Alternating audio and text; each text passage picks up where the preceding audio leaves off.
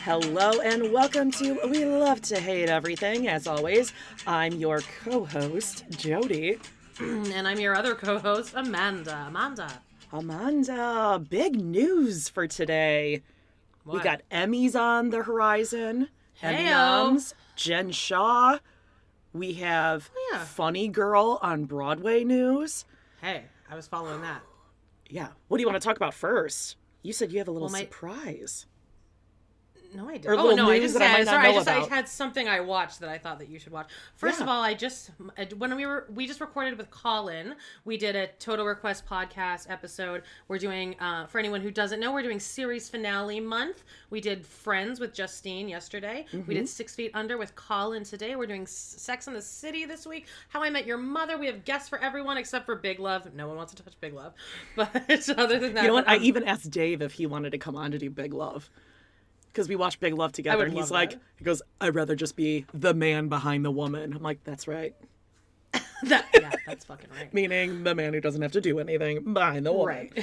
Yeah. But my dad, during that, texted me and was like, and now I guess there's this plan that he decided to put in action where he's going to take my car off my hands, and maybe we'll just do an even trade. Because he bought, like, the other car for me. It's not okay. It's a shitty car. And then the air conditioner decides to work whenever. So that's fun. In the hottest on your new car? It's not a new car. It's a different car. Well, new to you. That counts. Yeah, it is a better car. But now my dad, I guess, is going to just do an even trade with me. Yeah. But he's being very ambiguous on to where this car is going. I have a good idea where it's going. But I think I do too. Yeah. I'm like, God damn it, just fucking live your life and stop being so shady. But whatever. So I guess my car is sold. Okay. I would just say maybe check the Freon in your new car. That could be the issue. Yeah, well, fucking whatever. Anyway, here's my thing. Here's my thing that I watched that everyone was talking about on our Facebook group. If you're not in our Facebook group, come join us. People are joining every day, all day long. We Love to Hate TV on Facebook. Just search it. You'll find it. We'll let you in. Or just click the link in the show notes. Oh, yeah, that's right. Jody also does that. Okay, but this is a documentary on Netflix called The Girl in the Picture. Oh, as if I didn't watch that the day it came out, Amanda. Well, it came out recently, right? Because I remember seeing previews for it and then getting really jazzed and then being super disappointed. Your hair looks fine. I'm messing with it. but I've seen this story before as well. I don't remember this at all. Okay. Or I'm unaware of it. But I remember watching a preview for it and then being super disappointed that it wasn't coming out for another month. Yeah. But now it's out. Yeah. And I watched it. Think? I love that it's just a 1-part documentary. We need to stop doing these 3 or 4 parts because I think I saw Conan O'Brien on TikTok talking about this where it's like, he's like, there's like a mystery, but then they spread it out into 7 episodes where it's sometimes I like that though. I don't, I want to sit down with or something, but there are some I was going to say a glass of red wine, but I'm like, let's just say the bottle. Let's get real here. Yeah, let's say that bottle. There is something to be said for just telling a story in a one and done, and then you don't have to, work your way through it. I want to know what happens. Sure. So, this was awesome. The storytelling is great. Like, you have no idea where... And even if you look up this case, it's very difficult to immediately... Like, you have to really search for what happened because there's so many twists and turns. There really is. I had taken a NyQuil before I watched it, so I truly cannot remember how it ended, which is the most important part. But okay, spoiler. Well, let's not even say it. Oh, wait, spoiler. Well, spoiler alert. So the guy that was saying he was her dad... Right. Who... is the father of her biological baby. But actually, then I think we find out that he's not. That it was someone else's baby, I believe. Well, I hope so. Or that it wasn't biological. Okay, well, whatever. He kidnapped her. Right. No, I from just that don't know woman how it who's a ended, real with shitty him. Mom because she never, even after the fact, remember like the adoptive... Droopy dog. The adoptive mom? Her mom. Or the mom? No, like the real mom is Droopy Dog. Oh, sure. Because they show, and I mean, you can tell when they show her, she's like in this dark room. Also, her biological dad is the hottest, and no one's ever aged better than this guy, which is so unfair because he sucked too. But he's like just stunningly attractive. But the real mom, who obviously has been through a lot of stuff, Bio but, mom, yeah. But they show her, they kind of zoom in slowly on her in a very darkly lighted room, and she's like in just this chair by herself, or a wheelchair, which doesn't even contribute to this. But her face has just been, she's lived She's seen so many some lives. things. Yeah. She's seen some things, and she's just, her wrinkles are just so, but you can tell she's gorgeous. Like if she had a facelift, she would look stunning. But then she keeps talking, and I'm like, just stop talking. You're digging yourself into the she had children with multiple men when her husband, who is the daughter of the girl in the picture, went to Vietnam. She basically just cheated on him, left him, and he came back and was like, okay, so my daughter's gone because she met the kidnapper. Right, moved him in a church. She like went to church, and he was like, I'll marry you and take care of your 3 young girls. And she's like, okay, cool. She goes to jail, comes back. Her girls are gone. The oldest 2 of them one he dropped off somewhere at He's foster like, at a foster facility or something. And then she's like, well, I mean, I tried looking for her. I mean, I did the best I could. Right, and then it flashes really to like sad. other family members or whatever, and they're like, she didn't do anything. But Yeah, again, it's tough. you've got it's a sad story. Like there really is there's no silver lining. Although seeing the one biological daughter, for him? He died in prison. I believe. Yeah. Okay. I'm getting things mixed up because, like I told you last week, I'm listening to a podcast that's like, "Daddy killed us all" or something like that. Oh yeah, about it John came up List. on my TikTok. So I'm mixing up the John List thing, and then there's actually also a documentary series on HBO, Mind Over Murder. This is wild. I have no idea where it's going. It's not all the way up yet. There's 3 episodes, and new episodes come out on Mondays. Oh, it's 6 parts. I'm just looking at it But it's just now. one story. One story, but it's so crazy. This story I've never heard. It's about a woman, an older woman, who was brutally raped and murdered in her apartment. And then like 6 people, or no, So it's a 5, comedy. 5 out of 6 people admitted that they were there and did this. And now like The 20, Beatrice 6. yes, 20, 25 years after these people have served their sentences, it comes out with DNA evidence that they were not there. Repressed memory, Amanda. Or it was a forced confession, but then some of them are saying like, yeah, but I still was there. And this one, it's just crazy. I have no idea where it's going, so I don't even know how to sum it up. But I think the next one comes out get today. into that? Or yesterday. It came out yesterday. Oh, that's There's right, because 2 more today episodes. is Tuesday. Today's Tuesday. Tuesday. So yes, okay, so check those out. Also, I was at. Sorry. no, I was gonna. You go right ahead. This is my last thing. It's just Yeah. something I just thought of. I was at work. I was spraying the yard the other day, and we all wear the walkies on, and it was slow. All the dogs So were kind of badass with your walkies. Oh yeah, I feel so cool with my walkie. But Karen, my work Jody. Karen with an I, by the way, guys. Don't label her an actual Karen. Yeah. She's like, guys, I've been watching this documentary on HBO or on Netflix. She's like, it's about like this girl from Vancouver who goes to, and I was like, who went to LA, the Cecil Hotel. It's Elisa Lam. I know all about it. I know everything about it. And then there's this girl who, like, one of the other 2 girls there, one, Lori, she's like Colin, she loves horror movies, so I felt like she probably knew, like, every time I go in there, she's watching like a different like random horror movie from like 1986, and I think it's so cool. Yeah. The other girl's like 21, so she was pretty silent during all of this, but then like we kind of talked back and forth about it, and then I'm like, Lori, you gotta have an opinion on this, and like and she knew all about it too, and it was just, but it also seemed insane to me that I'm like, how have you not, like, Yeah, this seems like who doesn't should know just about be Elisa Lam? Yeah, it's just and the be in Lam vernacular. Elisa test.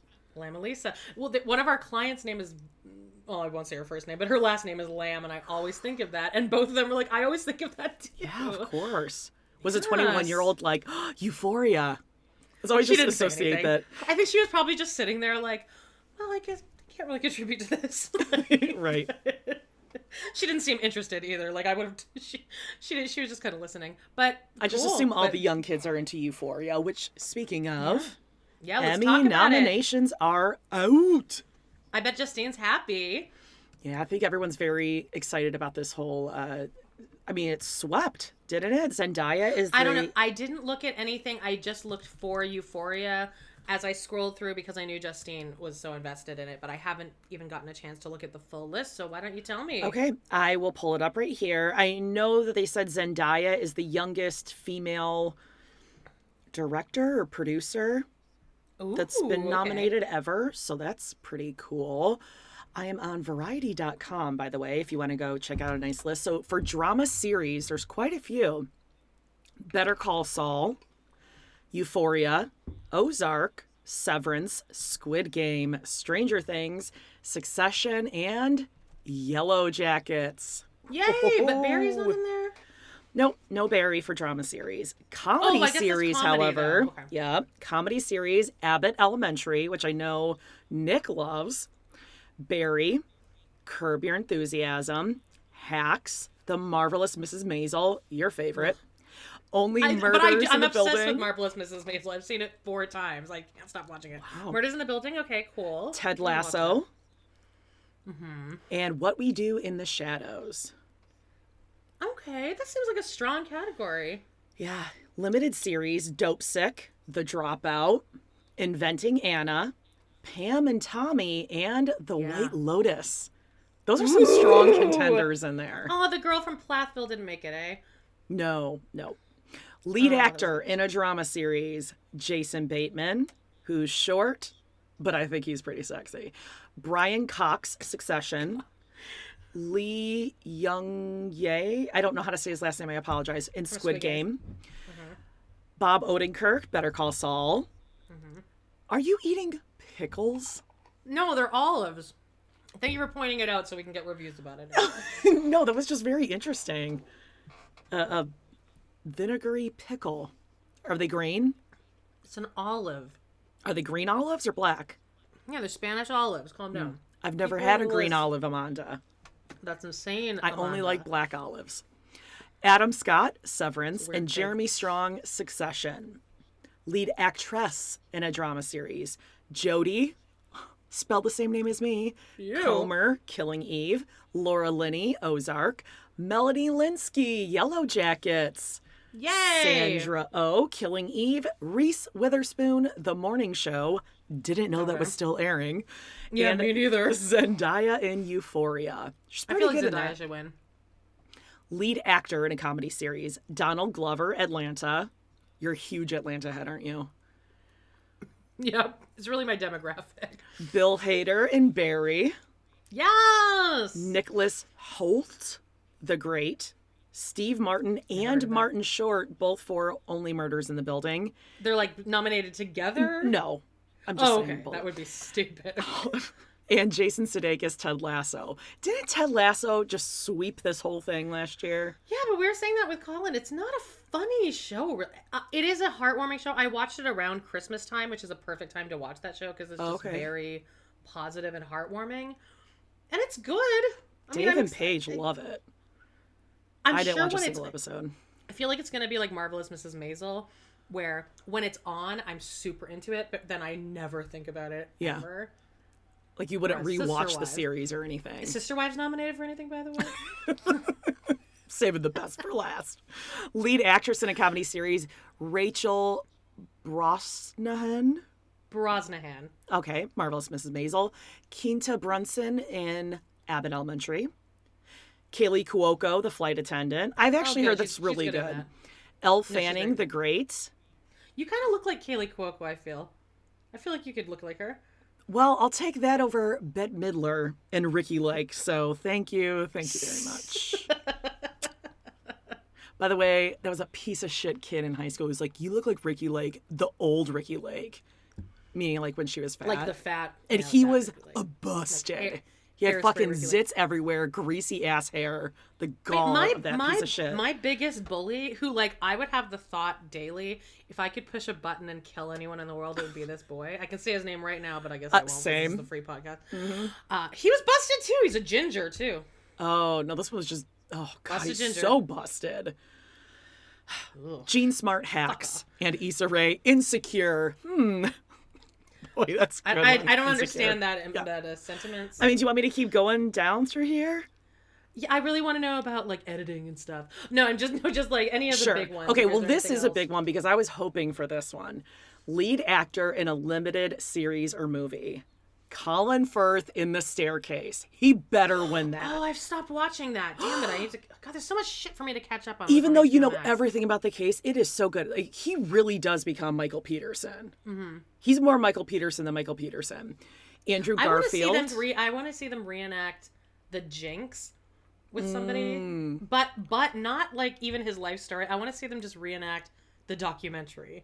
Yeah, who would you have be Robert Durst? I know a guy in Stanley who I did. Tucci? Oh, that would be.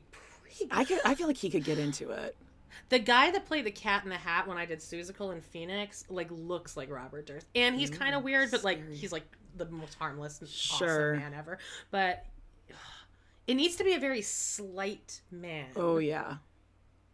But who's also charismatic. Mm-hmm. Who can burp on command. Oh, God, the burps. Yikes. Okay, Andrew Garfield, Fetus Face, Under the Banner of Heaven. Oscar Isaac, Scenes from a Marriage. Michael Keaton, Dope Stick. Himesh Patel, Station 11. And Sebastian Stan for Pam and Tommy. Pam and Tommy was... Did you end up finishing that? No, I didn't finish like the loved last that. 2 episodes, I think. I just got... It was like enough. I'm like, okay, I got it. Okay. It was good. Put Margot Robbie But in Colin there. Firth, I haven't seen anything except Pam and Tommy, but he's so good in that. And then lead actress in a limited series, Toni Collette for The Staircase. She was amazing. This is stacked, all of this. Yeah. Wow. Julia Garner, Inventing Anna. Lily James for Pam and Tommy. She was really good in that too. Oh, man. Sarah Paulson, Impeachment, American Crime Story. I did watch almost all those episodes, and she was amazing. I watched she like was 4. Linda Tripp. That's when I was living with, that was pre-Broken Ankle, and that was when I was living with Daphne and Ron, and that was our weekly date. Yeah. Oh, God. Well, not Pam and Tommy. Impeachment also had Beanie Feldstein, who we'll touch on in a moment. Yeah. Was she not nominated? For... Impeachment. Well, I don't see lead actress, so probably not. Yeah, Margaret Qualley, Maid, and Amanda Seyfried, The Dropout. I don't know about that. I watched The Dropout. I mean, she was good, but I don't know. I watched the first episode of The Maid. I don't know if Maid. There's too many shows, but they're all good. Yeah. I feel like all of these are things that we would like. Yeah, well, competition program, The Amazing Race, which I love. It's such a good show. Lizzo's Watch Out for the Big Girls. Nailed heard it. that. RuPaul's Drag Race. Always. Top Chef and The Voice. Great. Drag Race is always winning that nowadays, which is fine with me. I bet you are stoked to hear that Chippendale Rescue Rangers got a nom for television movie. They call that a television movie? Mm-hmm. Because I guess it was straight to Disney Plus. You guys need to watch that movie. It is so funny. I texted you guys. The only one that even took the bait was Justine. But within the first 10 minutes, I laughed out loud 5 times. For Chippendale? Yeah, it's funny. It's a John Mulaney and it's like that. You're that joking. Whole crew. Cool. No, it's made for adults. All right. It's funny. You need to calm down. How about actress in a that show comedy that- series? You want to hear sorry, I was those? gonna ask, what was that? Yeah, but this is bugging me. What was that show that we watched where the girl got abducted, but then it turned out it was like a series on Hulu, I want to say. And then Oh my! It just came to me and it just left. It's like all of the other ones. Oh my goodness! And the title makes it sound abducted like a in plain teen sight. No, not that. It was a series, and it was like a mystery, and the one it was like there's a girl that the teacher, she has like an affair with Yep, the teacher, and she's then kidnapped she and goes she's missing. held captive in the basement. What was that? But the title sounds like Gossip Girl. Like it makes it sound like a teen. Something summer. Evil summer. Bad summer. Cruel summer. Cruel Summer. Thank you. That felt so good. It felt better for everyone listening who was screaming it for the last minute and a half. I have a feeling a lot of people were like, oh yeah, what was that? Okay. Well, I just want to say for supporting actress in a comedy series, we have Marvelous Mrs. Maisel, Hacks, Ooh, Ted Lasso. Alex Borstein. Yes. And for Hacks, Hannah Einbender. Mm-hmm. And then we have some Abbott Elementary, some Ted Lasso, and also Kate McKinnon for Saturday Night Live. I don't think she did her best work this season. Oh, God, careful. Lots of nominations for Barry and Ted Lasso for actors in a comedy series. Tell me about Barry. Supporting actor in a comedy series, Anthony Carrigan, as well as Henry Winkler, Bowen Yang for SNL. Yay! Yeah, and then we have a couple Ted Who's the guy from Lassos. Barry? Anthony Carrigan and Henry Winkler. I bet that's the bald guy. Yep. And I love that guy. a ton of supporting actress in a limited series or movie for White Lotus. Connie Britton, Jennifer Coolidge, Alexandra Daddario, Natasha Rothwell, and Sydney Sweeney, all nominated in the same category. Yay. The only other two in that category are both on Dope Sick, and it's Mare Winningham and Caitlin Dever. And then supporting actors, White Lotus, Murray Bartlett, Jake Lacey, who was in The Office. Oh, yeah. Who He's also plump. looks exactly like my old neighbor, like dead ringer old neighbor. Will Poulter for Dope Sick, Seth Rogen, Our Mutual Love, and Pam and Tommy. Oh, good. Steve Zahn in The White Okay. Lotus, Peter Sarsgaard, and Right. Michael Stuhlbarg for Dope Sick. Oh, I mean, I could Peter keep Sarsgaard going on looks and like on. Brad. We have guest actor and so actress. Lots. Sydney on there. Sweeney was a double nomination then, eh? What else was she up for? I think she was nominated for Euphoria as well. Oh, okay. Maybe that's not right, but No, I you think could she be right. was. Yeah, she was. Good for her. Yeah. Maybe I'm wrong. All right. Well, I mean, we could Great. keep going and going. You but guys can just check out stop. variety.com. We'll stop there. Right. Well, Beanie Feldstein. Thoughts, feelings, emotions. Well, putting my dad's thoughts and feelings Yes. aside. Jesus Christ. Fill everyone in. So- What happened here? Okay, so here's what happened. Funny Girl, Broadway. We all know Funny Girl, even Mm-hmm. if you don't know Broadway, because that's like what made Barbra Streisand. Although she first was in I Can Get It For You Wholesale on Broadway, and that's how she was discovered. But actually, her audition story for that is pretty fun. She did this, she was auditioning for the part of Miss Marmalstein, and when she went on, she went into the room to audition for the part, she took out her gum and put it on the bottom of her chair, and then like did the audition on a chair. And then when she left, they checked Michael. There was no gum. She declared. Whoa. Wow. Also, Barbra Streisand, I love this though. Barbra Streisand was such a fucking sensation in Funny Girl that at the top of every performance, they would play over the loudspeaker, ladies and gentlemen, at tonight's performance of Funny Girl, Fanny Rice will be played by, and then the audience will go, oh, Barbra Streisand. Oh. And like I have like this whole Barbara like manifesto of tapes, and that like one of the tracks they play that, and you can hear the audience almost have a heart attack. I feel like you'd be the audience. You'd be like, you guys are just, it's a joke. You guys. I already knew Told about you. this. I read about this already. It's Barbra Streisand. Yep. I mean, I knew, she's not I there. knew. You're actually entitled to a full refund if she's not here, because her name's above the title. I'm bent down next to you in the seat, like I'm just getting something down under my shoe. I'll be down here for a minute. Anyway, so they've been trying to revive this thing forever. They put in Beanie Feldstein. Everyone's super excited about it. Like, it's awesome. Like, they're putting they keep calling it like this fat. I don't consider her fat at all. She's like a normal Right. girl with curves. Sure. But they put her in here. reviews come out. They're awful. I've never felt good about this. I've always felt terrible for her. She seems like the nicest person. Everyone in the cast seems to think that she's the greatest person to work with, so welcoming, and just was totally part of the ensemble, didn't consider herself better than anyone else. So, but people online were like, this is so great for people who have curves and aren't like a size 2. Maybe Broadway's changing. No, so then the reviews come out. This poor girl has to go out every night with these reviews. I mean, these reviews are scathing. And she's what's his face's sister. What's his name again? Jonah Hill. Jonah Hill, right.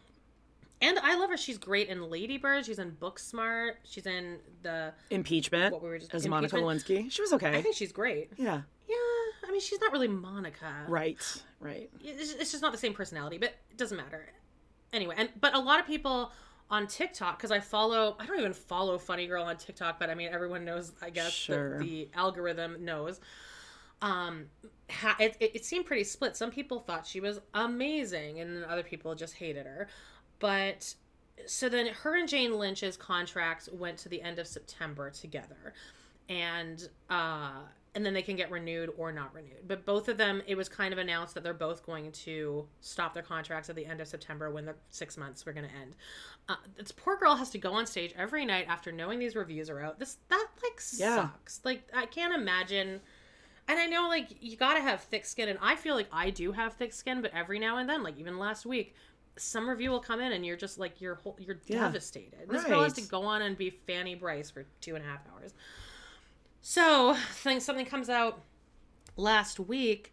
Now everyone's talking about who's going to be the replacement. Her understudy, Julie Benko, is getting amazing reviews. She's a very thin girl, but she also does resemble Fanny Bryce a lot, and she seems like she's amazing. I follow her on TikTok. She seems like a great girl too, super talented. She's getting amazing reviews. So everyone's like, why don't they just put her in? But the way Broadway is, you gotta have that freaking star because it's all about the money. Even though I feel like they could just let this settle and people would go. You just have to trust people to go see it. Anyway, so everyone's saying Leah Michele. It's going to be Leah Michele. It's going to be Leah Michele.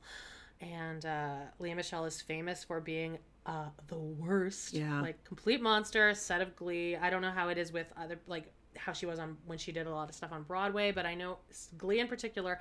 I've seen interviews with the full cast excluding Leah Michele, and like even Ryan Murphy's talking shit about her. Yeah, like they're like, yeah, no, she's a total bitch. Like here in this scene, yeah, like we lit her bad on purpose. Heather Morris, just to piss her off. When I was looking this up the other day because we did a Glee concert recap on Total Request podcast, fun. And she just recently, I want to say in the past 6 months, said like, yeah, I mean, what you read is true. I can see it. Yep. Right. It happened. So, it happened the way people said it happened. Yeah. And then the more things are coming out, I would say Leah Michele is a perfect Fanny Bryce. Although I don't think she's funny, because I don't think she can take herself. I think she takes herself too seriously to be able to be zany funny. But whatever, she'll sing it amazingly. That aside, I don't think it's really. This should not be rewarded with the biggest role on Broadway. However, she can't win a Tony for this, so that's at least something. So, the rumors are coming. Rumors. It's going to be Leah. It's like the worst kept secret on Broadway. It's going to be Leah. So then yesterday or 2 days ago, Beanie just comes right out the door. She gave them half an hour notice for the producers. You just sent us this article, actually. The producers had half an hour notice before, because they basically fired her. Yes. And she was like, fuck this. And she went and she posted something on her Instagram, and it's still there. On Twitter. Do you want me to read it? Yeah, go ahead. And it's perfectly shady in the way that she doesn't say anything. They can't get mad at her for anything because she doesn't say anything negative. Go ahead. And again, she was supposed to have finished up her run in September. Right. She said playing Fanny Bryce. It is now July 12th, by the way. Playing Fanny Bryce on Broadway has been a lifelong dream of mine, and doing so for the last few months has been a great joy and true honor. Once the production decided to take the show in a different direction, I made the extremely difficult decision to step away sooner than anticipated. I will never forget this experience, and from the bottom of my heart, I want to thank every single person who came to the August Wilson for the love and support you have shown me and our amazing cast and crew. The people I have had the great joy of bringing Funny Girl to life with every night, both on and off stage, are all remarkably talented and exceptional human beings, and I hope you continue to enjoy them on Henry Street after I depart on July 31st. Period. Yep. So then, like, an hour later, Funny Girl Broadway Instagram is like, big news, casting announcement coming out tomorrow, which is so, like, okay. Like, you guys are pathetic at this point. Yeah. Also, they took the marquee, like, the artwork for this show is Beanie's face. They already took it down and they replaced it. I don't know. I haven't seen what they replaced it with, but maybe something that just looks more like organic, just like any person. But like the picture was of Beanie Feldstein, like drawn. So there's big casting news coming out tomorrow at 1 Eastern Standard Time. And I, of course, was like in on like watching this. So at 11 a.m. my time, immediately, Leah Michele, great, and Tova Feldshuh is taking Jane Lynch's place. Although everyone was saying it should be Rachel Bloom, which would have been the perfect casting decision. She has a better voice, in my opinion, than Leah Michele. She is funny and zany. She doesn't take herself too seriously. What is she from? Like Crazy Ex-Girlfriend? Crazy Ex-Girlfriend. And Tova Feldshuh played her mother on Crazy Ex-Girlfriend. Oh, wow. That would have, and she's also curvy. I think that would have been a way smarter casting choice. Yeah. But maybe Crazy Ex-Girlfriend wasn't as big as Glee, so. Well, it's all TikTok and all these GIFs and memes are like, oh, Leah Michele coming to Funny Girl, and it shows Jane Lynch being like, and I'm out. Bye. Yeah. Jane Lynch is not sticking around. She's making sure she's out the day that bitch moves in. Yeah. And then there's all these rumors that Leah Michele can't read, which I can't imagine that's true, but it is a funny, hilarious rumor. Right. It's a funny rumor. It doesn't really hurt anyone. It's just one of those, is it an urban legend sort of a thing? It's like the gerbil in Richard Gere's ass. Exactly. But it's funny to think about. It's like, it's fine. It is.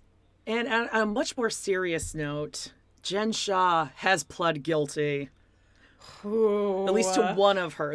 She pled to, was it conspiracy to commit mail fraud or wire fraud?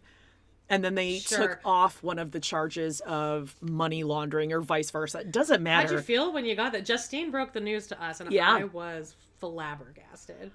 I mean, there's no way she could have gone in front of a jury with this. There's no way. No. And it would have been a circus.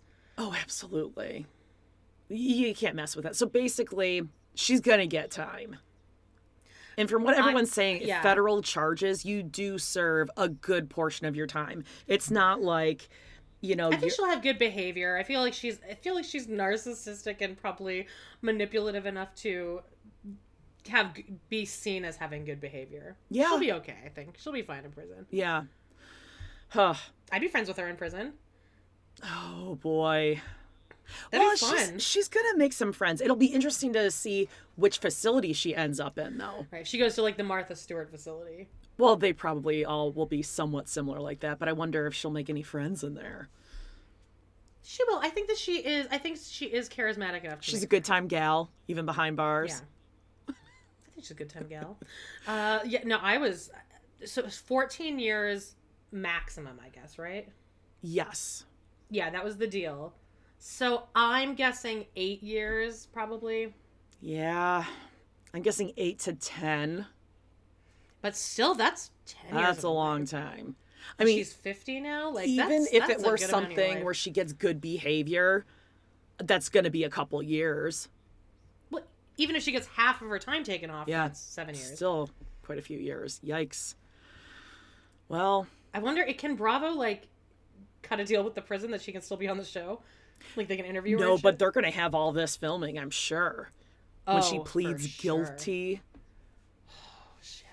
Yeah. I mean, I can't wait. And Meredith Marks just posted something on Instagram, like, let's all just remember it's presumed innocent until proven guilty. Right, Meredith. Like, okay, well, she pled. Well, follow your own advice then, Meredith, because you hired a private investigator against this same person. Allegedly. Careful. Well, because she liked to tweet about your little baby. Because her baby, Brooks Marks, was violated, vandalized, harassed. What was it? She went on a tirade. What was it? Violated, brutalized. Yeah. Oh my God. Okay. Speaking of brutalization, this week's episode of 90 Day Fiance was painful to get through. Yeah, we gotta wrap it up here this season because nothing's happening. Yeah, I'm like, I needed to see everyone in a wedding dress this week so that next week is the weddings and then the week after is the tell-alls. And then we better get our sister wives to take its place. I'm really nervous about that. It has to be sister. If it's not, but no, won't it just go? Doesn't 90 Day just have a slot on TLC? I don't think it's Sister Wives or 90 Days. We'll probably get something like before the 90 Days, or Happily Ever After, something before. Like that. Dating Diaries or something.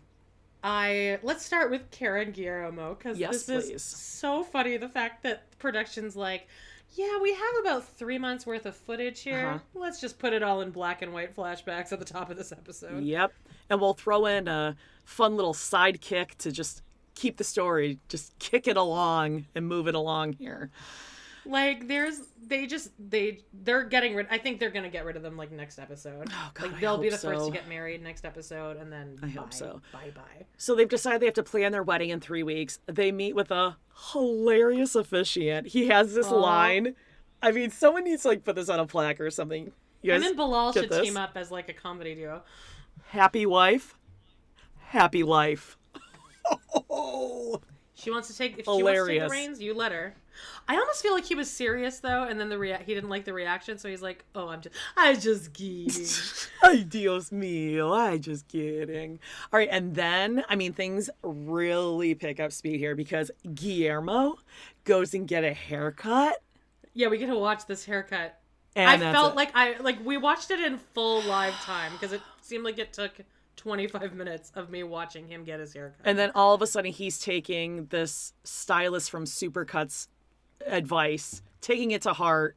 And he's like, I just have to think of what Cynthia told me, and I need to talk to Kara. She's overstepping her boundaries a bit here. Like, shut up, cut my hair, and I'll pay you. Yeah, you know he's not going to tip, right? He's saving up for his MacBook. He doesn't know that. Yeah. Oh God, she's like, 9 times out of 10, it's God. I mean, I wish you luck though. Oh, right. Why don't you keep your goddamn opinion to yourself? Stupid. Okay, so and then they go to dinner and they fight. That's it. Yeah. That's all I gotta say about that. Margarita looked really refreshing. With salt.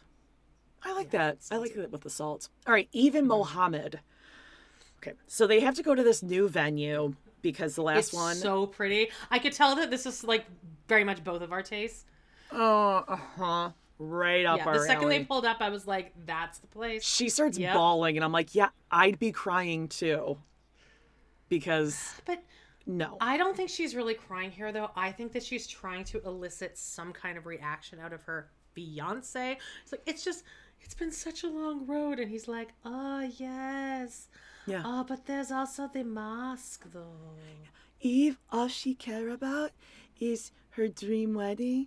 She doesn't care about delay in my immigration status.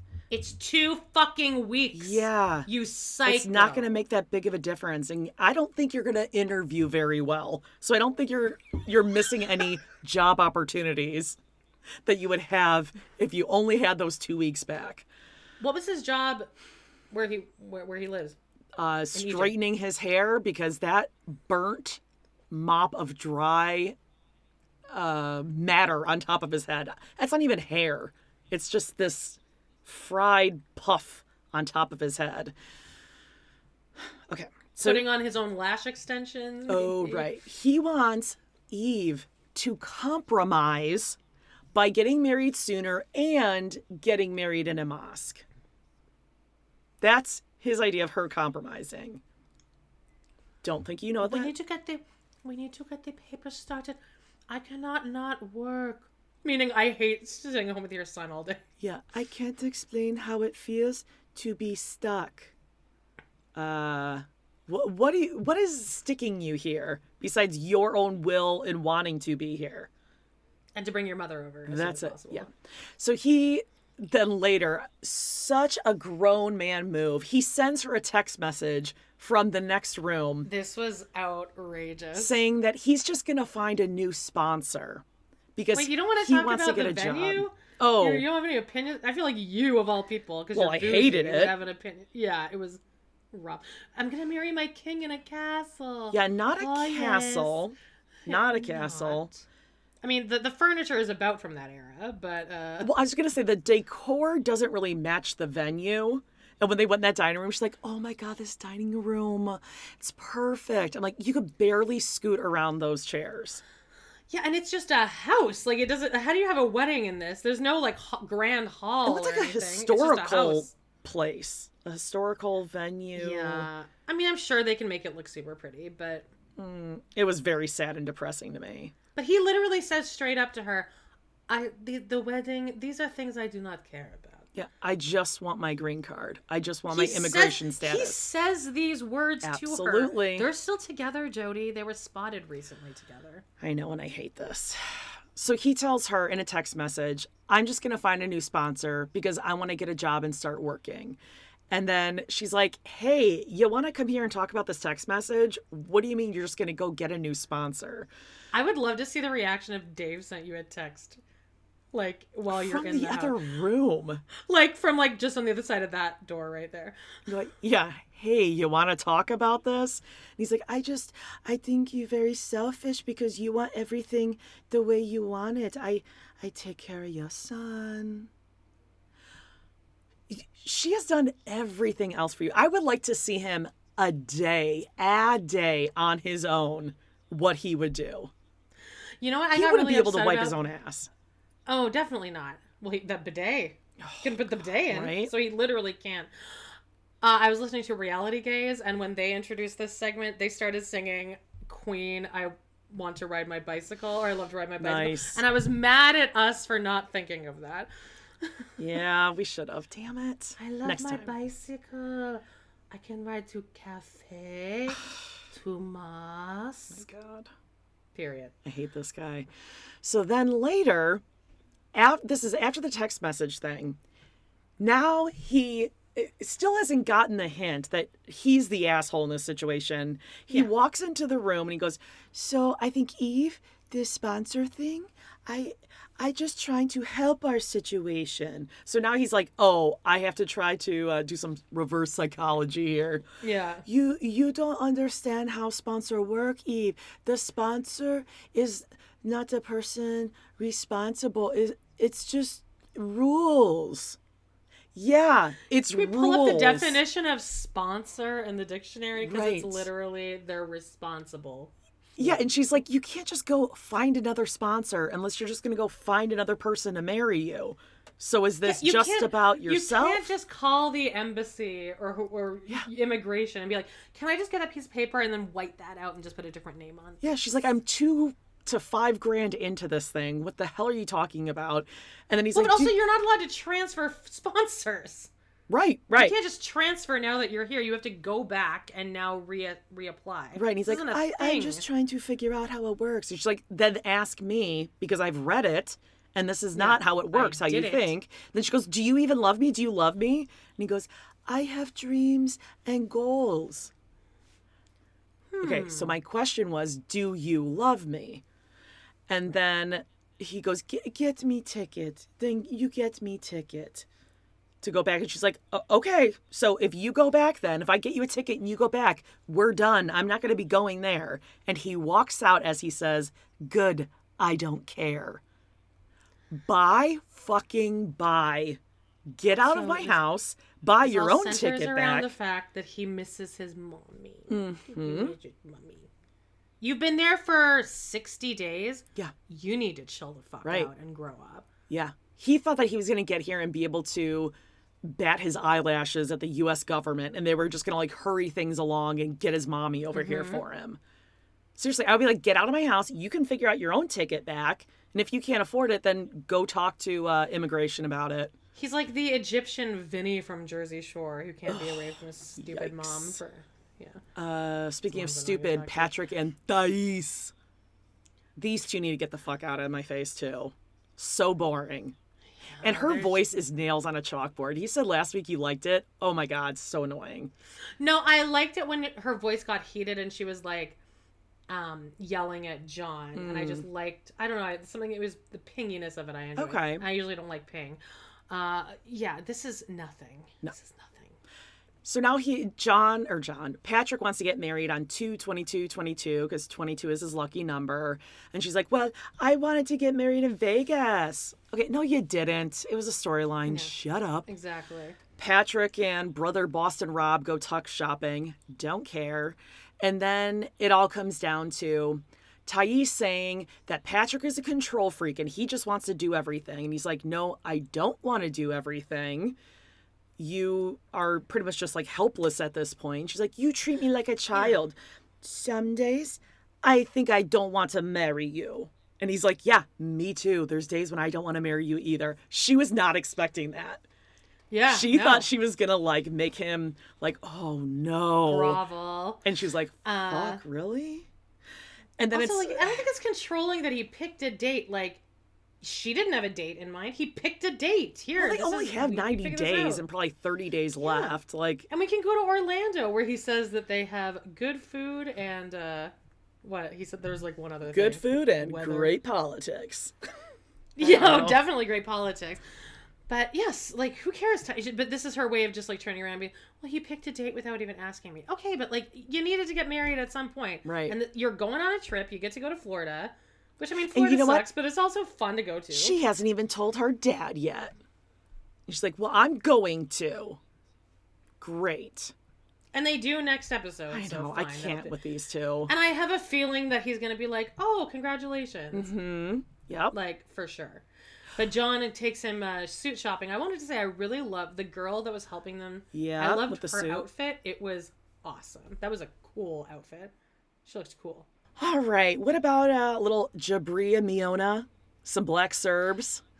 Hey, I want to say I enjoy, if I were a story editor, I would appreciate the fact that they are constantly wearing these stupid matching jackets. Because, the continuity, you can do anything with it. That's true. Good for them. Well, they know what they're doing. I think they actually fucked up because they're wearing these sweaters and it's daytime, but they went on their date later at night for dessert, right. Remember? So I think this whole thing actually happened before their, oh yeah, we're going to get married thing.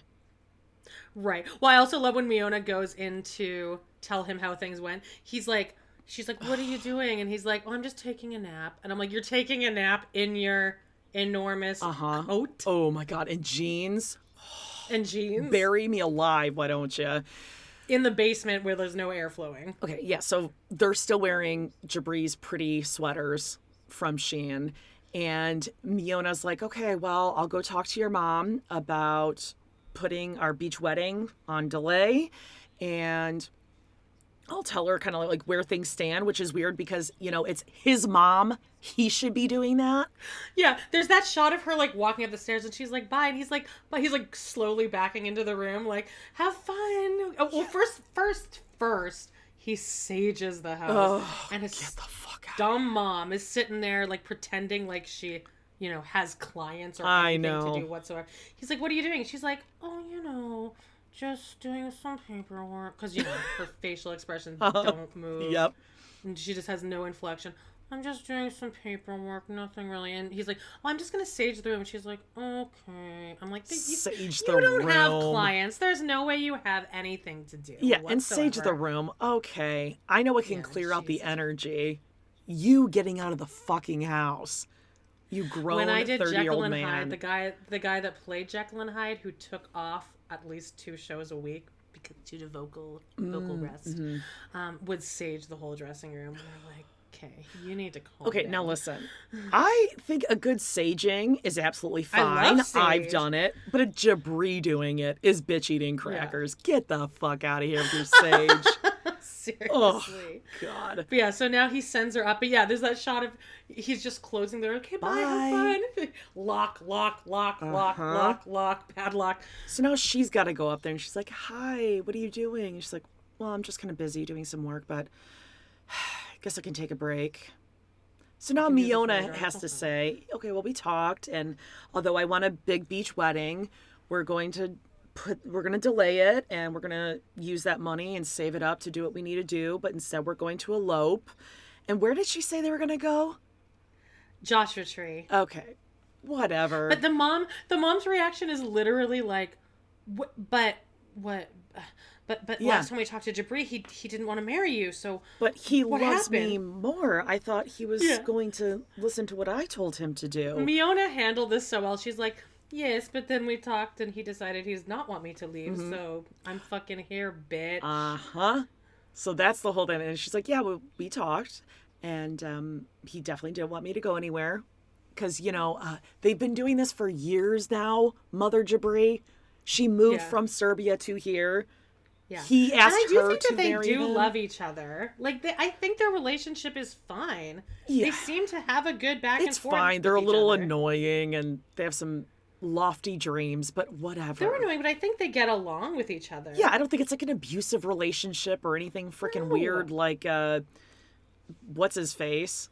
Bilal, who's just a complete no, it's monster. not like that at all. The mom is just, I She's just such thought, a I mean, I guess as long as I guess I support it. I mean, I feel like the two of you just make such outrageously bad decisions. Yeah. They haven't made any decisions. Yeah. They haven't done anything. Yeah, and she's like, well, last I talked to Jabri, he really just wanted to ship your ass back to Serbia, so I just don't see where this is coming from. No. Yeah, I thought I did my due diligence. I guess I didn't work hard enough. So then we get this, like, side by side happening at Perfect this. editing. So good. He's like, how did it go, Miona? As he's pretending to sleep. Oh, I yeah. thought it went really good. And he's like, oh, thank God, because I've been so stressed out. Yeah. This is really weighing on me creatively. It's just messing up my creative flow. Yeah, my marriage to my music. She's like, I think she understands now where we're coming from and that we're going to do this. And then it's fucking Mom and Brian who can go fuck right off, too. Yeah, I really hate Who him. the fuck you think you are, Brian? Get out, Brian. God. Ugh. I feel like Amber wanting to push Gary down the stairs, but I want it to be Brian. And his Brian, you don't even stupid, go here. Yeah, no, he does not go here. And a stupid look on his face, like the dad from Family Ties. He's trying to pull off. I fucking hate Brian. So she's like, "Well, let me just ask you, Brian. How did you think we left things last time we talked to Jabri?" And he's like, "Oh, well, that they're gonna not get married. They're gonna delay it." And she's like, "Well, we won. they're still getting married." And he's like, what? And she's like, yeah. So they're going to go to Joshua Tree? And he's like, well, that doesn't sound like a compromise to me. You know what? Listen, I don't want to support a train wreck. And she's like, yeah, neither do I, Brian. Fucking Brian and whatever the fuck her name is. I hate them so much. Why is this surprising? She is here on a K-1 visa. You knew this was happening for a year and a half married. before she got here. They seem to think that he was going to ship her back. Uh-huh. And they don't not realize how hard it is to reapply once you've just shit on the first one. Well, they're not going to take that lightly, the U.S. immigration system. Okay, now listen, if he were like 19, 20, still living at home doing this, I could see them being like, this is insane. You have her living, you guys are going to be living here for a couple of years. I don't think we can swing this. You got to figure this out. But he is almost 30 years old. Yeah. He is a grown man that hopefully isn't living with you long term, and you are trying to control his relationships. And they have been dating for a couple years now. Yeah. She's not so going you need to anywhere. Stay the and fuck she out seems of like it. a very pleasant person. Yeah. Stay out of it. You really want Jabri puttering around South Dakota talking about marrying the music, Brian? Is that what you want? He's just going to keep that. Well, next episode them. it looks like they're going to kick them out. Fine. I don't know. They can live on credit. I almost support them living on a credit card somewhere else. No, it's fine because they'll get their they're gonna whatever, get this check. $5,000. Yeah, so they can move to California now. They are trying to put any sort of stipulations on Jabri so he doesn't marry her because she's a psycho, weird, possessive, in a weird way, sexually attracted to her son. Mm-hmm. And jealous of Miona because Miona's beautiful. Also, just this whole conversation with the parents is really just them without actually saying it, saying, "Oh, I thought we manipulated him enough, but I guess we didn't. Oh, we didn't see that coming. Yep. Damn it. Yep. We didn't. She outsmarted us. Yeah. I really thought us laying that guilt trip on in the coffee shop was going to work, but no, I guess not. I really thought we won this, but we didn't. Brian didn't see it coming. So based on like all the because I'm still a bebe in the 90 Day Fiance world. I've seen my good fair share of tell-alls. But do you think the parents will get like any shit? Like do parents ever get shit or not really? Oh sure, think Mother Debbie. Yeah, but people like Mother Debbie. She's like the bad. I think they kind of turned on her. No, they'll probably get some shit. I'm sure they will make an appearance on the tell-all. They'll video in, and it will absolutely be with Brian. Because she's going to be like, we're 100%. We're a unit. We are both his parents. So we I think to be fair, he did raise Jabri. No, he did. So but he I'm is, just saying, like, there have been other things where it is like just the mom or just the dad. There are where you just see one or the other. I just hope that all of the immigrants, am I allowed to call them? Yeah. All the immigrants stick together at the tell-all and like stick together, except for Muhammad. But I would hope that they would all have each other's back and be like, this was fucked up. I don't know. We'll see. Sometimes it goes the other way though. I know. Where they turn on each other. Okay, Shida and Bilal. This was just a super boring filler episode. They go on a picnic, and of course Bilal has to say cheers to new beginnings. Or no, she says it, sorry. She says cheers to new beginnings and being grateful. And he goes, being grateful. That's a good one. And cheers. Fuck you, dude. Well, I'd be really grateful for some unalcoholic peach seltzer or whatever the fuck you brought. Peach cider. On a picnic. I would need to be wasted 24/7 to be around Bilal. Oh my God, I hate him. So Shida tells him, basically, your ex is a bitch. She's a fucking cunt. She walked in the house and was demeaning and acting like absolutely nothing can change. I'm stepping into this and I have no right to anything. And Bilal's like, it's so weird. Interesting. 'Cause she's always just been so nice. She's never had anything bad to say about you. Okay. Well, in your mind, maybe not bad because you all treat her like shit and talk about her like shit. Shida is so well spoken to. Like that sounded condescending the way I said that. I don't mean it like. I mean the way she words things. I think also because she's had the experience of being around Bilal so much. She's like, I need to word this in a way he can't talk around us. So she's like, I looked into her eyes and she was mad. Yeah, I'm not being crazy. It's not a translation thing. It's not a cultural thing. You can't turn this around on me. So the way she speaks, but this is also, how exhausting would this be that every conversation you have to premeditate everything you say. Yeah. Yeah. You have to be careful. Careful. No, I think you're absolutely right that she comes off... Yeah, she chooses her words very carefully. Because I'm looking at the other couples, like Miona. I think Miona is quick. I think we've talked about this. She kind of reminds us of Anfisa. But even sometimes, like, no, be a little bit more aggressive. Or you can say more than that, you know? Same thing with Eve. Eve, speak up some more. Say what you mean. Well, Eve kind of just acts like a little girl, though, because she's like, this is so fucked up that you said that, and it was just really mean, and now my feelings are really hurt. Send him back. He's so gross. He's not even attractive. I just feel like I would you wake up in the middle of the night and you those look and big he's just doll sitting up, like, eyes are staring at you. Yeah, but he's just sitting up, like, staring into the abyss. Just, hello. Hi. He's so beige and boring that it's scary because he's just a hollow shell. He's like that is how Bacon Fingers is. Yeah, there's something real dark about Mohammed.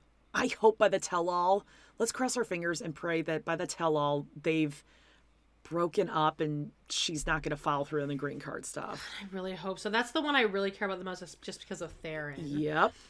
Okay, so then Bilal convinces Shida in the end that, like, he's just protecting his kids with this whole prenup thing.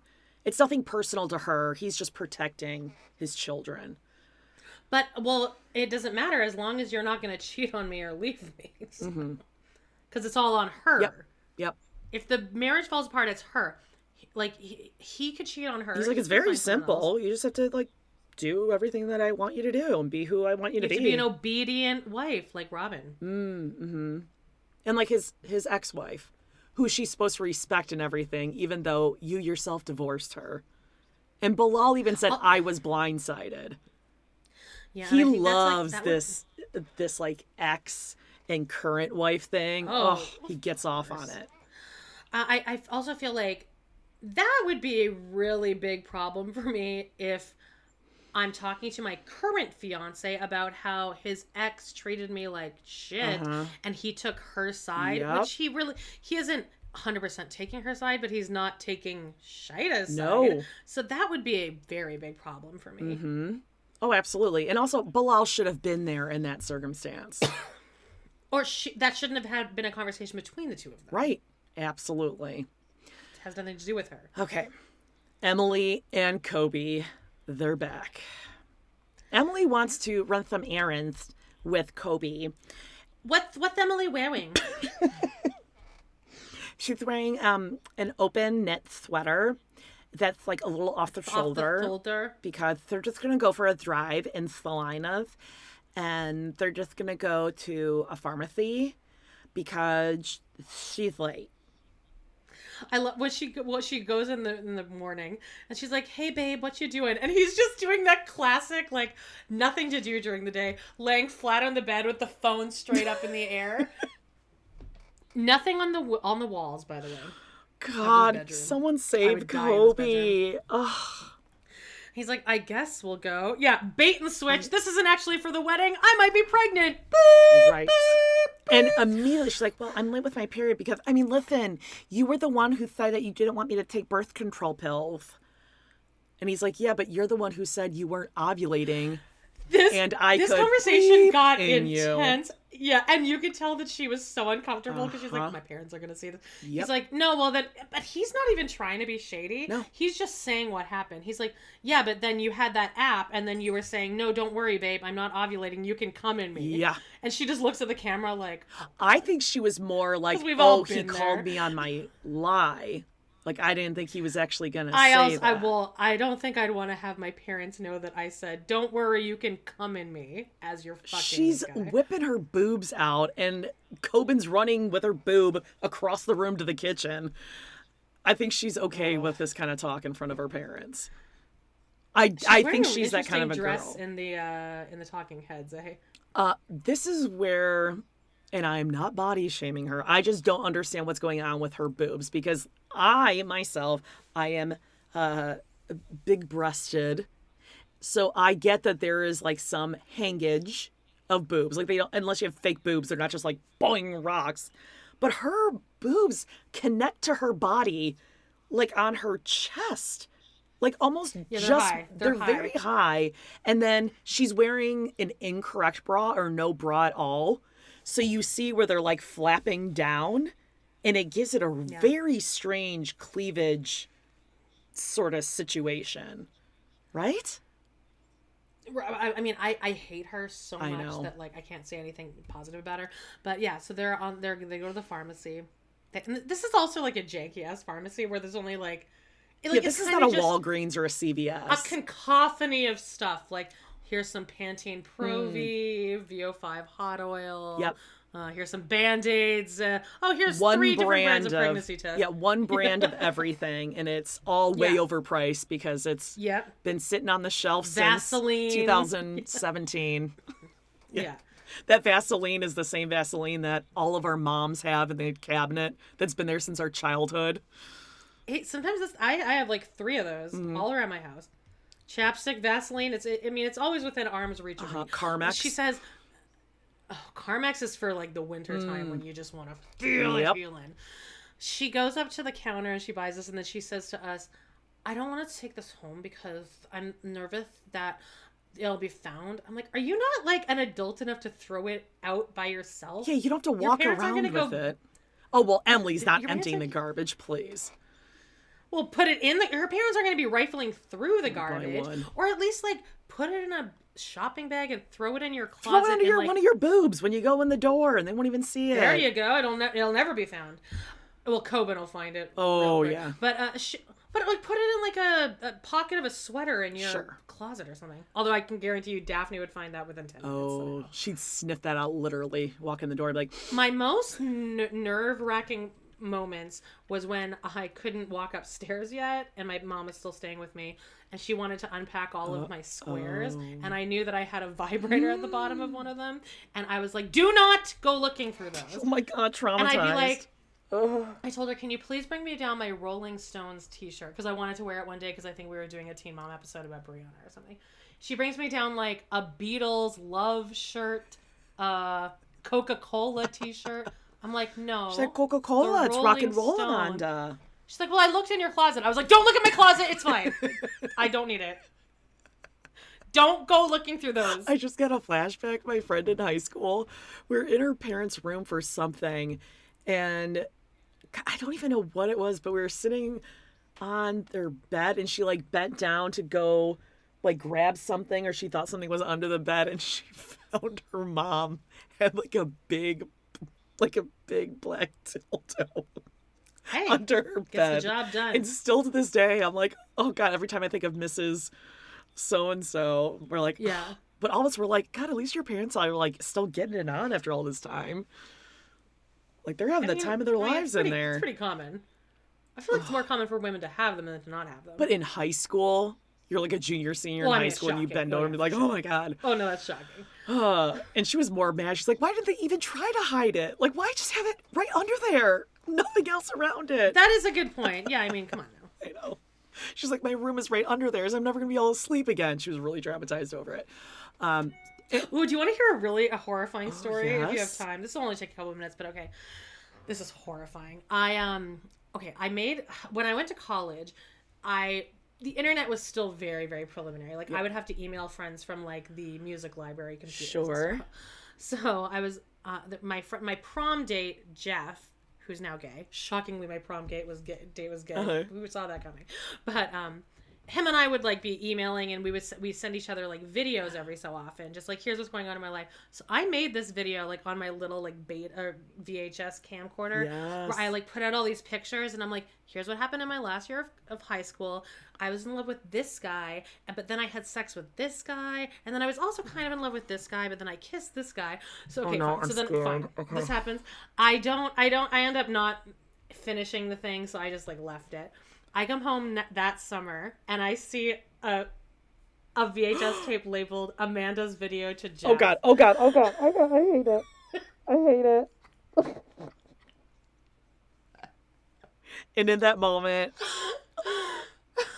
you decided like I can never speak to my mother again, right? I was like, okay, well, there you go. Nothing needs to be said now. Oh my God. It never needs to be discussed.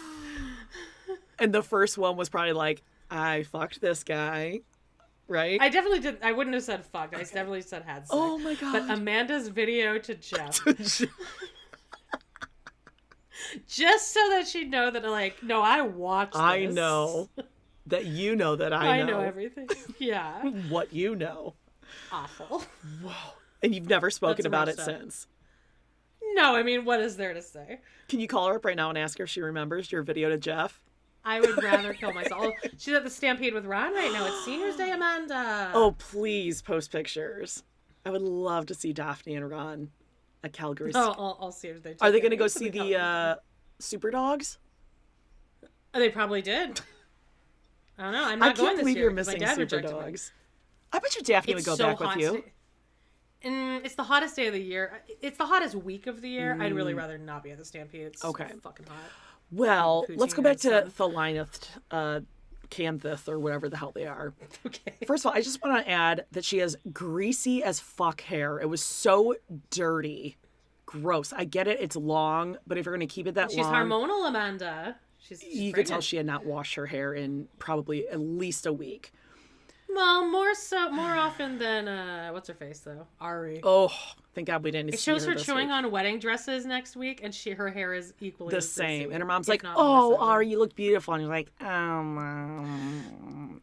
You know the dress person's like, don't let her hair. Don't. Can we put your Are hair you going to up pull it up? so it doesn't touch the You're dress? going to leave it down. Yeah. Cool. Ugh. Like, we don't put veils or anything on anyone's hair, please. Yeah, we don't actually sell veils here. We're sold out.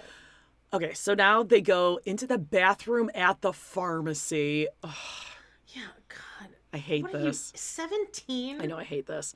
And we just hear both of them going, oh my God, oh God, oh my God, oh God. That means you're pregnant. Oh God. So they walk out of the bathroom. Clearly, she's pregnant. And first thing out of her mouth is, obviously, we're not telling anybody. We're not telling my family. Another great idea from Emily. Yeah, this is the first thought that crosses her head. Obviously, we're not telling my family. You're a monster. And he goes, how long do you think you can hide this from your parents? Like, until I start stowing. It's a hypothetical question. Like, how you think you're going to hide this, you idiot?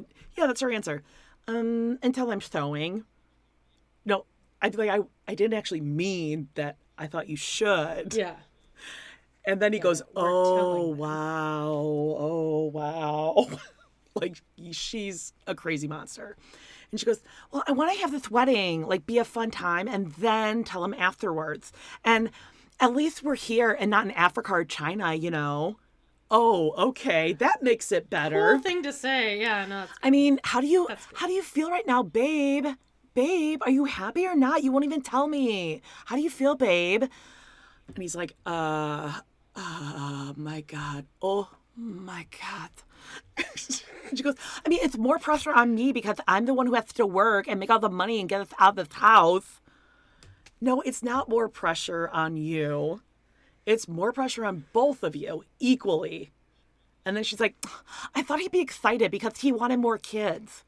This is like, come on, okay, girl. No, I give both of them equal responsibility in that she got pregnant. Like, he could wear a condom. Pulling out, we know. I mean, even 5th grade Jody knew during sex ed that doesn't work. I mean, obviously, every single time you have sex, you get pregnant. Yeah, you only have sex to get pregnant, in fact. And the penis just, like, goes, like, it just, like, sits like a hot dog. Because that's why they say hot dog. There is no, like, shoots hole. out. Just the second it enters, you're pregnant. Yeah. Duh. And you have to be married. Obviously. So they must have gotten married and we just don't know about it. Yeah, he wants more kids, but he has always said, like, down the road. And also, I do think she said, like, I'm not ovulating. It doesn't matter. Just go ahead. I do think she knew that there was a chance she could get pregnant. Yeah, of course. And I think he was dumb enough to believe her and not take precautions himself. And the fact that he's like, oh, don't take birth control, it's bad. Okay, well, you're both stupid for that. They're both stupid. She just wants another baby on that boob. She's like, oh, exactly. I was going to say, but I think she truly doesn't think it's that big of a deal to get pregnant again right now. And he does. Where he's like, why are you excited about this? This is terrifying. Yeah, this is bad. And your dad said the one rule is for you to not get pregnant, so we're fucked now. And she's like, but you said you wanted babies. And we're here. We're not in China or Africa, and it's going to be on me because I have to be the one that makes all the money. He's like, yeah, hilarious, because you haven't made a dime in the year and a half we've been waiting for me to come here. Well, she's got that 2-hour-a-week nannying job. Oh, babysitting. She said babysitting. Oh, she's finally downgraded it to what it actually is. Yeah. So this is terrible. This is horrible. But we know in real time, spoiler, they've had a girl. And I think at the time of the tell-all, the baby was like 4 months old. Uh-huh. Oh, this is terrible. I do want to know whether they're still living with her parents, though. That'll be the time I would say tell. yes. Or like their parents probably have like a back cabin or something, or like some. Or it's probably like Kobe and Coben are in one room together, and then Emily and the new baby are in the other room. Bond. Yeah. Shall we touch on Seeking Sister Wife? This was actually, I thought, a pretty boring episode as well. We had a filler week on TLC here. I thought it was good. I enjoyed watching this. Do you want to start with the Davises? With Apo, Nick, Jennifer, and Danielle? This guy's a predator. Yeah. Nick freaks me the fuck out. And his eyes get more and more droopy with He gets uglier and uglier every week. Yeah. And dumber. And these women too. We got a review saying that we talk too much about people's appearance. You're on TV. I'm starting to notice. I'm starting to notice we do. But sorry. I'm sorry. You're Also on make a TV and you're making your wives, in quotation marks, marry each Sleep other together. so that you don't have to owe them or do anything with them. Or pay taxes. Yeah. Oh, And God. also, Okay, I'll be the here we first go. one to say, I busted. I have a round horse face, if that's even Well, you're not. possible. But calm down. But we're more self-deprecating to ourselves than anything. Yes. So everybody chill the fuck. Okay. All right. Here we go. April is at the Airbnb and she's going to mix some drinks together for tonight. She's playing bartender.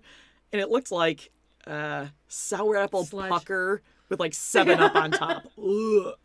Nick is trying to like nuzzle up to Jen because he's going to sleep with her tonight. And he's like kissing her and stuff. And April's like, I have an idea. Let's play Never Have I Ever. Have you guys ever heard of this game? Oh my God. I hate this. You're, April and Nick, you're almost 40 years old. Stop playing drinking games with the kids over here. Yeah, and like, also, Ew. never have I ever, like, as a 40-year-old, you shouldn't even, like, you should have done most things at this point. Never have I ever lost sleep wondering if I can make my mortgage payment. Drink. I mean, so But like, they're stupid. trying to, what are these never have I ever? Skinny dip. dipping. Oh, Oh. God, shut I know. up. But then the next one was even worse. God. Strip club. And they're all looking at each other as they drink like, oh, I'm so bad. I'm so bad. My first question is going to be threesome. Exactly. Looking around at each one, making eye contact with each of the Who's other ever farted in bed with 4 adults? Oh, Yeah. obviously. And then they say they do ask her something, and she said, "Oh no, I had a boyfriend, and I wasn't into him, so I left." And then they're like, Danielle oh, is red flag. who's the oldest one? April. April says, "Oh yeah, that's really shocking to hear." Wow. Yeah, we didn't know that like she would be about relationships, that she would just leave if it wasn't working for her. I mean, that's a red flag. What a concept. Yeah. Faked an orgasm was the question that I believe Nick threw out there. And guess what? Nick took a drink. What? Oh, man. Listen, if any woman doesn't drink to that, you're lying. And You're Danielle's lying. like, I felt kind of uncomfortable about answering some of these questions. And then Nick is like, I did. What? Well, and they're all looking, and he's like, yeah, splash a little lotion on her back. That was gross. I was grossed out by that. Ew. I'm not grossed out by anything, but I hated that. That was Yeah, because foul. it's just demeaning and disgusting. It is demeaning. Ugh. That's why I hated it. Like, fucking idiot. This freaking whore. That's what it implies, right? I mean, is that just me thinking that? Ugh. No. By the way, I'm eating a Rolaids right now. I'm not eating. Oh, I'm so aware could of hear everyone ya. hating. All right, drink if you've ever been legally married. Yeah. And then it's real funny because the ladies drink and Nick doesn't. And then they drink to being jealous. And April's like, well, I mean, listen, we've all been jealous and everything, but Nick is so good at making sure we all feel taken care of and that he loves us, making sure we're okay. And like, sure, you're going to like cry about it sometimes and like, figure it out, but you'll deal with it. And Nick is like, I know what to do to take care of the ladies. Yeah. Well, in fact, Nick tells us that it would be unfair for one woman to put up with his sex drive. Right. AKA, that kind of seems to me like he's saying, if I just had one wife, I would be forcing her to, I would be sexually abusing her on a regular basis. Yeah. That's how I take that. Yeah. Because I was in that situation. Yep. And if you didn't do it, you got a huge guilt trip and then you got cheated on anyway. Absolutely. But it's bedtime. Fun. Let's find out what happens. Should we all... Oh. And Nick's like, I have an idea, ladies. Ladies, should we all sleep in the same bed? As if April and Jennifer and Nick weren't planning this shit from the beginning. Like, let's see how open she is to having a foursome. Let's just swing this one out there and see what she does. So he throws out there, should we all sleep in the same bed? And Danielle's like, okay, but I don't want to sleep on the crack if we're pushing beds together, because I did not sign up for that one. And then Nick makes some joke about like a bounce back. maybe it's a sex thing. I don't understand. But he's like, oh, come back with the bounce back. They're all like, Nick, you're so bad. A bounce back. He's so bad. Now they all go upstairs, and Danielle is going to sleep with April. And Jennifer and Nick are going to sleep together. The jammies. Well, hold on. Nick then kisses each of them. And Danielle's like, yeah, this is super awkward. And Nick is like, okay, there's going to be some jealousies, but I'm going to make sure that Jennifer gets some good night's sleep tonight. No, she's not. Hey, yo. And she's like taking off his necklace and being all like, I'll take care of you. God, this is so culty already. And now we see the matching jammies. That April or Jennifer has purchased them all matching jammies, except Jennifer did like the dress one.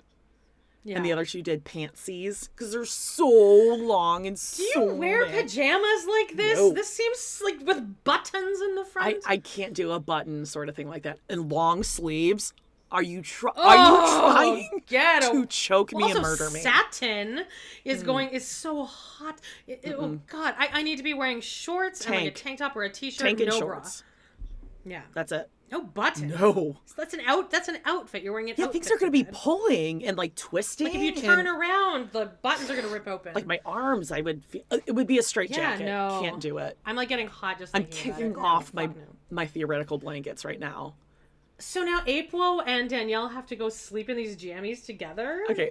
I'd be like, can I change back into my boxer shorts Okay, now? and then when they get in the bed, Danielle does the correct thing. Where, okay, first they do this weird thing with the blanket, and then it ends up like all tousled anyway, which was weird. But it looked like April wanted to cut. Oh, yeah, it did. I was going to say. Like she went for a full spoon. Because Danielle did the correct thing. She turned out towards the wall.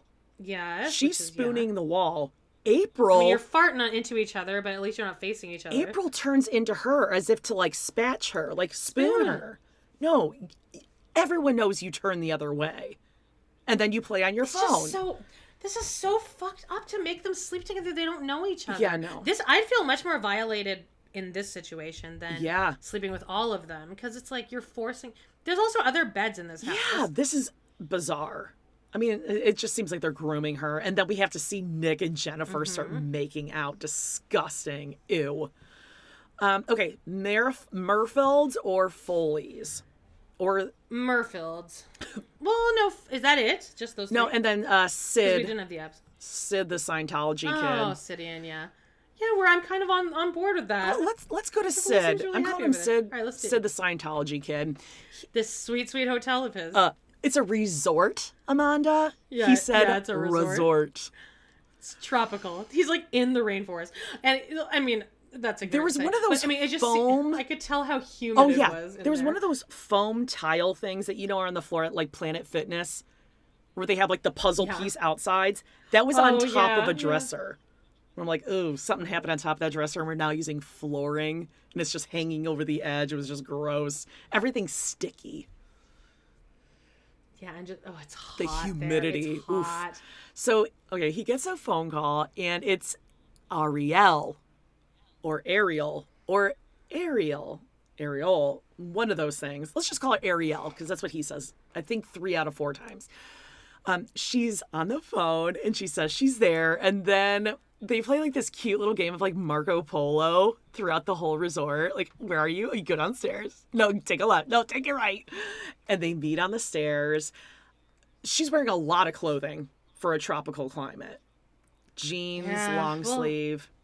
But she is from the Philippines. Yeah. I feel like she's used to this climate at least. I would not be. It would take several generations for my DNA strands to adjust to that kind of. I would need to have a spray bottle with the fan at all times. Yeah, with a fan. Yeah. And then he says, your favorite thing, look at you. And she's I'm shaking. He's like, you're shaking? Are you shaking? You're really shaking. Oh my God, you are. You're shaking. Can you hear my heart? Hug me. Oh, God. So Ariel says that she feels amazing. And he's like, do you want a tour? Do you want to what do you want to do? She's like, I want to go and freshen up. And they proceed to go on a tour of the place. And then she stands on a rock that's about to tumble into the ocean. It is so funny and totally hitting it off. And she likes that he's nerdy and tall. I think she is very photogenic. Yeah, that's fine. I think this is fine. fine. I don't mind any of this. He thinks there's it's just a watchable. natural connection. It's better than he thought it would be. And he thinks they should call Tasha right away. And they call Tasha and she makes some sort of yelp or a screech. Yeah. Well, also it's the kind of thing where like the connection's bad, so it kind of it volumes out. It maxes out in volume, so it screeches a bit. And Tasha's all excited for them and she wants them to get it in tonight. And then Ariel goes to check out Sidian's accommodations and he's like, can I ask if you want to like stay here? If you want to stay in this room? I mean, it's up to you if you want to. And she agrees that she's going to stay in this amazing Bachelor in Paradise suite. Hot, humid, no air moving around. Even the colors used in there are just like dark Yeah. and depressing. It seems like it's like carved out of the side of a cave. Like the bed looks like it's kind of on a slant. Oh, God, it just looks like miserable. one of the legs is gone. And yeah, I guess Like we're he says, spoiled Americans, but oof. They're laying in bed and he's like, what would it be like this. if like I asked you for a I hate kiss? this. She's I like, hate this. Yeah, okay. Oh, Like, I hate it. Now? He's like, well, I was thinking now. She's like, well, I thought, well, it would be like more like later when it's like romantic. And he's like, oh yeah, okay. We'll wait like, till. so I'm I like, thought we just could fucking go- turn over and kiss her. We could go see a sunset. And she's like, oh my God. It's just so weird you said that because I love sunsets. She's like, we're at the beach and there's a saying I like sunset. pizza. And like, I like beaches and sunsets, so this is like extra romantic. I consider it romantic. Oh my God, that's so weird. He gave me a glass of ice water, and like when I'm thirsty, ice water is like really good. So it's like really extra romantic for me. So stupid. All right, so now they meet at the hotel restaurant for dinner, which is weird because she's staying in his room and he's just like waiting there at the table.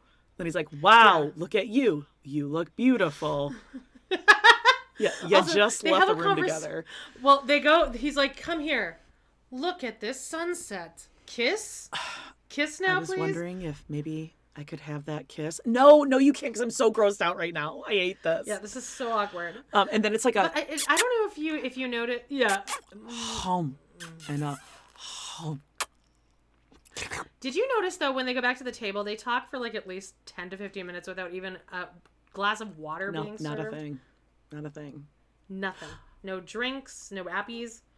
They get some interesting looking chicken later that he seems to like. That they split, and it looked like the tiniest main dish ever. Ew. And they split. It looked dry as fuck. It looked like there was too. like a chicken breast and a chicken wing, and then they each had a like plate leg thigh. with like 5 tortilla chips on it. Yeah. Ooh, it was should we weird. split something? I'd be like, I'm out. I'm not splitting a meal. No. But Sid has been watching some videos on Filipino culture and women's studies, and I am just really... Meaning TikTok. He went to TikTok and typed in Filipino living. He watched some Joe Coy comedy specials. And Sid's like, I really love that you can take care of yourself, Ariel, and I really want to see you succeed as a woman and as an individual. But I have a question for you that I just need to make sure. Are you okay with trans children? And she says she's okay with trans children. So that means... Wow, thank God. Yeah. Shocker. He thinks the sparks are flying and they have a mutual sexual interest in one another. So they may retire to the chambers, milady. But then we see it in a with all preview. that Mexican food. Or it wasn't Mexican food, but it was just a lot of like food that doesn't seem like it's great for sakes. Ooh, no. later. Especially like his first full meal in the Philippines. And you know what? Yeah, because your body needs to adjust for a couple days. Though. I don't remember seeing an ensuite bathroom. Spices. No, I think you have to like walk down. I think down, there's down, like a down, latrine. down, down, Yeah. Yeah, it's like a. Or you shared just go bathroom. into the ocean. I'd rather do that. By the way, my mom's back from the Stampede. She says, "You didn't miss much, Amanda. The Stampede was very disappointing." Oh, 2 exclamation points. very And disappointing. very, very hot. And tons of people, 2 exclamation points. We are happy to be home relaxing, Amanda. Oh my God. And tons of people. Wouldn't you know it? I mean, The yearly it's insane. It's stampede. the first week. Okay, but next week's previews for Sid and Ariel, they both say, like, yeah, it's really awkward. Things aren't going well. So I wonder... Maybe the sex was bad. I was going to say, I wonder if he, like, unsheath thy sword, my lady. And he didn't make the cut. Not quite sure. Yeah. All right, let's meet up with the Foley family, and then we'll go to the Marifolds. Basically, we're picking up where we left off last week with Jaden, who is the royalty of this episode. My God. Yeah, who laid the smack down, dropped the mic, and got the fuck out of there. She's like, yeah, And you're gross. He's like, I hate your wife. You ruined my life, and get out of my face. And he's like... I guess you'll just have to choose between me and some person who doesn't even exist yet. Absolutely. And then in a talking head, he says, well, I mean, that's kind of it's a really unfair thing to ask. No, it isn't. Unfair. It's not a question. Yeah. You choose your kids. And the saddest thing here is that I think most people don't choose their kids in this situation. For sure. Because they are selfish. Horny. And she goes, I mean, I just won't visit you when you have girlfriends over. I just won't visit you if you're going to be having more girlfriends. And he's like, oh, don't say that. No, you don't say that. She can say whatever the fuck she wants because she's the child in this situation. And he's like, I just don't think it's fair for anyone. I mean, I'm basing this decisions because growing the family and having that foundation, I just don't understand where this came from today. Oh, somewhere called Her Broken Heart. That's where it came from. Also, great job, Brenda, piping in at any moment. She's just like, her face is pretty much in her plate, just like... And she's like, well, what can I say to, like, a teenager? I mean, I don't want to ignite anything. Like, I'll just step back and let Steve talk to her, which is the right thing to do. If you're a step-parent, you shut the fuck up. Sure. And actually, she should have left. She should have gotten the fuck out of that room. But then there's also something to be said for being, like, I think Jaden is looking at this from the female perspective, like this is totally misogynistic and uncomfortable. Yep. So Brenda probably could have alleviated something by maybe talking to her and being like, look, this is truly what I want. I know you don't understand it, but like Brenda did nothing to help this situation. I think it's better that she stayed quiet. No, this is a bad situation. Yeah. You shouldn't do this. Well, Steve thinks Jaden just has her mind made up who he is, and nothing he can do is going to change her mind. But you know what, Jaden? Do you still love me?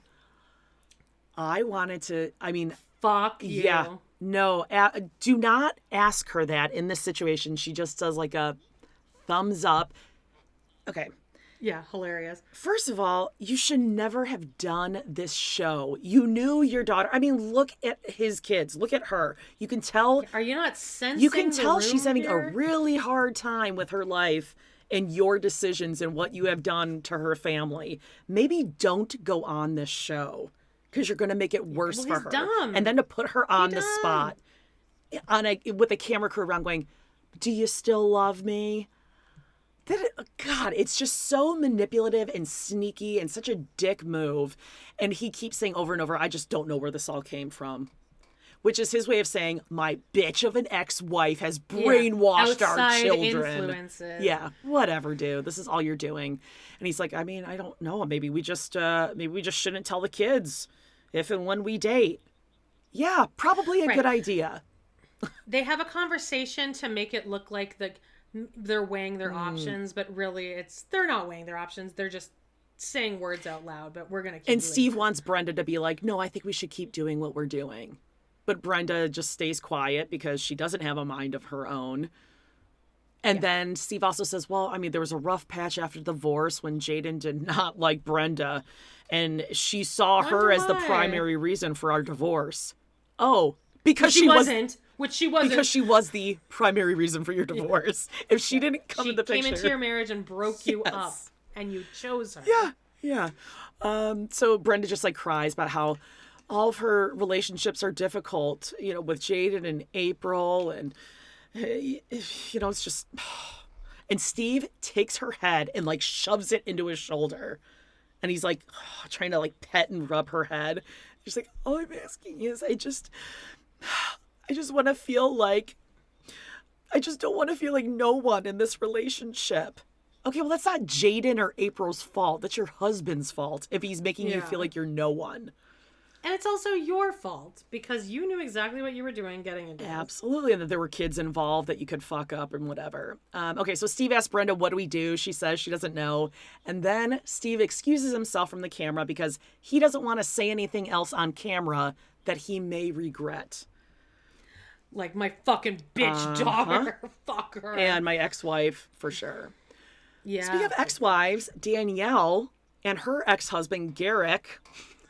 Yeah. We go to their camper, but just before they go inside the camper, I don't know if you caught this. It's just a zoomed in on a black crow in a parking lot picking at a broken potato chip.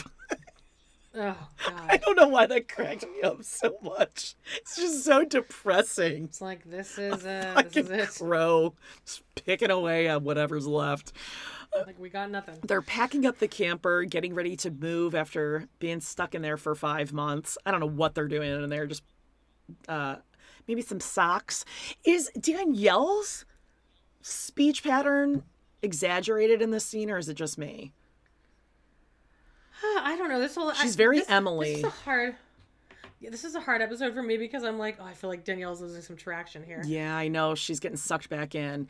Well, no, not so much that, but like she's lost the power now, and now it's not as fun to. It's not as fun. Yeah. Now the reality is that Bert is coming, and she's like, well, or is she? Because it's been a few months. I repeat, a few months since they were in California. And turns out Leah... Wow, I didn't catch that. It's been a few months. She said a few months since we were in California. Holy shit. I had to go back to make sure. I was like, Wow. whoa, what? Like weeks maybe? No, months. You know that Danielle was like texting her like, come on, Leah, you're part of my whole master plan here. Yeah, you were supposed to come back when we were moving out of the camper to pretend like... Yeah, you make him so uncomfortable because you're a powerful black woman and he doesn't know how to be around you and you're... Although I do think Leah is weird. She's a weirdo to me. I wouldn't want to be like a sister wife with her. She's weird, but like she's a perfect pawn for this. To keep them on their toes and keep them nervous. Uh-huh. Leah turns out is like really keen on having a career and like a personality and having her own life outside the family. So yeah, it's just not going to work out. Then we get to Leah, who FaceTimes them, and she just, she's like Danielle talking to Nick, April, and Jennifer in the car. She's like, yeah, when I met you guys, I just feel like you weren't being genuine, and you wanted everything your way. It was your way at the highway, and I didn't feel like I had any choices in this, and it was just really weird when I was seeing you, and I just don't think it's going to work out. Bye. And you hear Garrick just go, okay. It's like, okay. He sinks into himself even more. Bert. Yeah, Miss Bert. Ed Brimley. So Danielle's like, well, how do you feel about it, Garrick? And he's like, oh, well, it wasn't meant to be. If it wasn't meant to be, it's just not going to be, She scared me so much, Danielle. And then Danielle's like, yeah, it was just so easy when God did it. When Bert came into the family and God just did everything for us.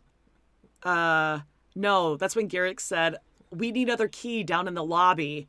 Can you go down and get it? Mm-hmm. And then just like shoved it in Bert's butt. All right, so then Garrick reminds us that it's been 3 years since they started this relationship with Bert, and she should be here shortly. But there's this thing that is completed and has been approved called a visa. And all Bert has to do is go and pick it up. But for some reason, she hasn't gone to get it. And last week, even the attorneys were like, you got to go pick it up because we're on a time crunch here. We have to be able to get you on a flight. Is that what was happening? Yes. I thought that it was in the U.S. and for some reason Garrick and Danielle. No, she said it's. So Bert she hasn't picked it up. She was supposed to pick it up last week, but she still didn't go get it. So they're waiting for her to pick it up so they can book the flight. She hasn't gotten it. Yeah. Oh, they were talking like it was, I was going to say, like, I don't feel like that's normal that it would be under someone else's responsibility. No, it's all done. She said it's all done. It's been approved. Bert just has to pick it up so they can book the flight. And so Danielle's like, yeah, it's just really strange. And I know you and Bert have been through a lot, but lately communication has changed dramatically. They both said that. So Bert's kind of pulling back here.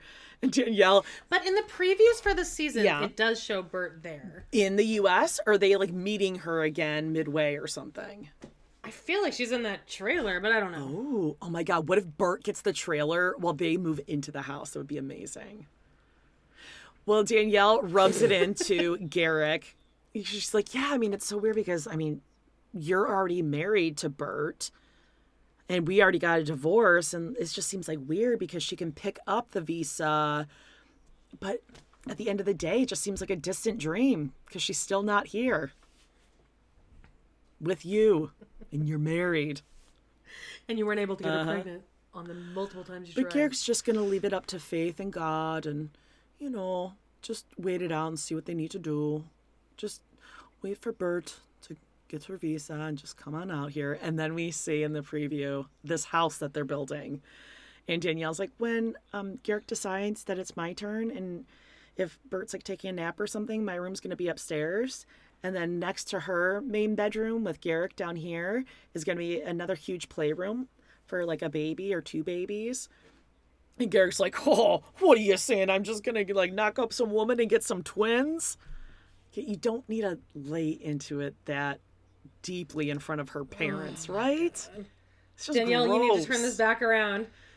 Yeah, so Danielle shows her parents it's gonna be a 7-bedroom house, and we're gonna meet back up with Marcus next week. He has his eye on perhaps another woman, because I think he said Janae. And Great. India, strangely enough, oddly enough, is still not too excited about another woman coming into the marriage. Yeah, weird. Marcus. Little Marcus. Who did you say looked like Marcus? Keith from 6 Feet Under. Yeah, not at all. They resemble each other. It's a resemblance. It's kind of a frying pan face effect. Sure. It I was is. probably taking so many notes during 6 Feet Under that I didn't even... But Keith is like obviously like attractive and tall. Above 4 feet 1. Yeah. Got it. All right. Well, I mean, that does it for this week. This is a huge episode, guys. Well, It was, stay but it needed to be tuned. done. Series finales on TRP for the next several weeks. We had 6 Feet Under, Friends, The Office, How I Met Your Mother, Sex and the City, Sopranos, etc., etc., etc. Stay tuned. Check the show notes for all those links. And until next we'll see you time. guys next week. Bye-bye. Bye bye.